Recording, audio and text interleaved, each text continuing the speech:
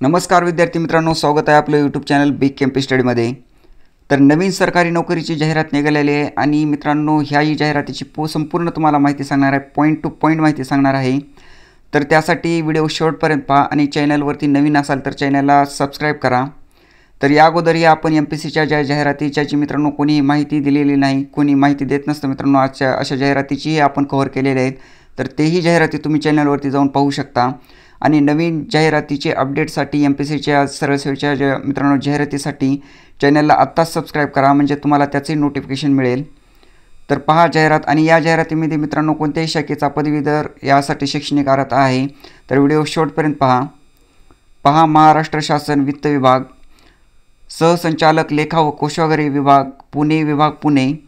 तर मित्रांनो महाराष्ट्र शासन वित्त विभाग अधिसूचना क्रमांक सेवा तर दिनांक 9/9/2024 नुसार संचालनालय लेखा व कोषागारे महाराष्ट्र राज्य मुंबई यांच्याकडील कनिष्ठ लेखापाल संवर्गाचे सेवा प्रवेश नियम विहित करण्यात आले आहेत। सदर सेवा प्रवेश नियमानुसार कनिष्ठ लेखापाल या प्रादेशिक संवर्गाची नियुक्ती प्राधिकारी विभागीय सहसंचालक लेखा व कोषागारे आहेत।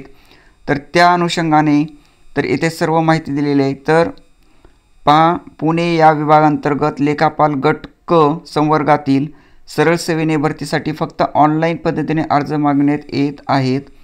तर टपालाद्वारे, हस्त बटव्याने अथवा कुरिअरने पाठवलेले अर्ज स्वीकारण्यात येणार नाहीत। तर सरळ सेवा भरती प्रक्रिया संदर्भातील सविस्तर जाहिरात मित्रांनो इथे संकेतस्थळ दिलेलं आहे आणि ही सविस्तर जाहिरात आहे। तर या संकेतस्थळावर उपलब्ध आहे। तर संपूर्ण जाहिरात आपल्याला बघूनच मित्रांनो फॉर्म भरायचा आहे आपण त्यासाठी आपण इलिजिबल आहात का ते बघूनही आपल्याला फॉर्म भरायचा आहे। तर सहसंचालक लेखा व कोषागारे पुणे विभाग पुणे कनिष्ठ लेखापाल परीक्षा 2023-24। तर यासाठी पेमेंट पहा, कनिष्ठ लेखापालसाठी 7व्या वेतन आयोगानुसार 29,200 ते 92,300 आहे आणि एकूण भरायची जी पदे आहेत 75 जागा आहेत।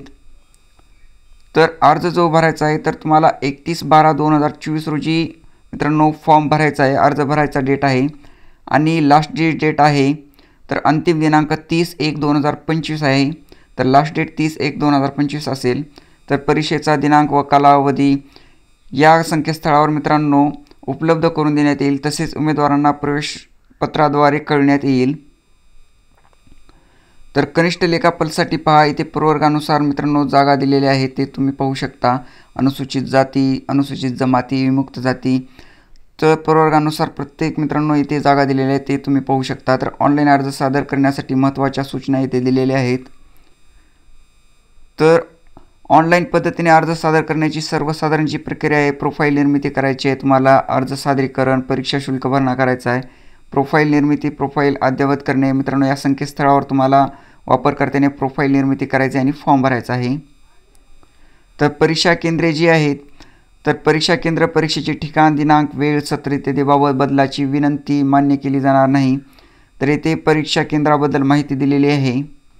तर छायाचित्र, फोटो, स्वाक्षरी अपलोड करणे याबद्दल मित्रांनो इथे सर्व माहिती दिलेली आहे। फॉर्म कसा भरायचा आहे आणि कागदपत्रे तुम्हाला लागणार आहेत, SSC अथवा तत्सम शैक्षणिक अर्हता, तर वयाचा पुरावा लागणार आहे, जन्माचा पुरावा, शैक्षणिक अर्हता इत्यादीचा पुरावा, टंकलेखन प्रमाणपत्र, MSc अथवा समकक्ष प्रमाणपत्र, राखीव प्रवर्गातील उमेदवारांची संबंधित प्रवर्गाची जात प्रमाणपत्र, आर्थिकदृष्ट्या दुर्बल घटक असल्याचा पुरावा। तर येथे सर्व तुम्हाला डॉक्युमेंट दिलेले आहेत। तर परीक्षा शुल्क पहा, परीक्षा शुल्क जे आहे ते खुल्या प्रवर्गासाठी 1,000 आणि राखीव प्रवर्गासाठी 900 रुपये मित्रांनो फीस असेल तुम्हाला। तर माजी सैनिक यांच्यासाठी परीक्षा शुल्क जे आहे ते माफ राहणार आहे। तर परीक्षा शुल्काचा भरण्याबद्दल इथे माहिती दिलेली आहे। तर अर्जाची उपलब्धता या संकेतस्थळावर दिनांक 31/12/2024 पासून उपलब्ध होतील। तर फॉर्म भरायला मित्रांनो 31/12/2024 पासून स्टार्ट होईल आणि सर्वसाधारण इथे सूचना पहा, तर ते तुम्ही क्लिअर मित्रांनो नीट वाचा।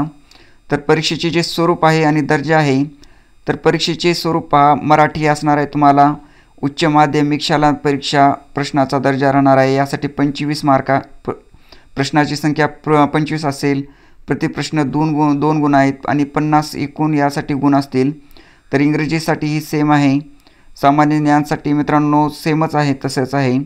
तर बौद्धिक चाचणीसाठीही असंच आहे आणि एकूण जे आहे प्रश्नाची संख्या जी आहे 100 आहे. प्रति प्रश्न गुण जे आहेत ते 2 आहेत आणि एकूण गुण जे आहेत ते 200 मार्काचा तुम्हाला मित्रांनो पेपर असेल आणि परीक्षा कालावधी 2 तासाचा म्हणजेच 120 मिनिट असेल. तर अभ्यासक्रम पहा, तुम्हाला मराठीसाठी येथे दिलेला आहे, इंग्रजीसाठी मित्रांनो common vocabulary, sentence structure, grammar, use of idioms and phrases and their meaning and मित्रांनो इथे कॉम्प्रेशन ऑफ पॅसेज येथे दिलेले आहे. हा तुम्हाला अभ्यासक्रम असणार आहे. इथे इंग्रजीसाठी काय असणार आहे, मराठीसाठी अभ्यासक्रम, सामान्य ज्ञानसाठी हा पूर्ण मित्रांनो टोटली पॉईंट टू पॉईंट येथे अभ्यासक्रम दिलेला आहे. आधुनिक भारताचा, विशेषतः महाराष्ट्राचा इतिहास, महाराष्ट्राचा भूगोल, पर्यावरण, सामान्य विज्ञान व तंत्रज्ञान, तर अर्थव्यवस्था व नियोजन विकासविषयक अर्थशास्त्र हे सर्व तुम्हाला पॉईंट टू पॉईंट माहिती दिलेली आहे. चालू घडामोडी असेल, माहिती अधिकार अधिनियम 2005 ही आहे असेल मित्रांनो तुम्हाला.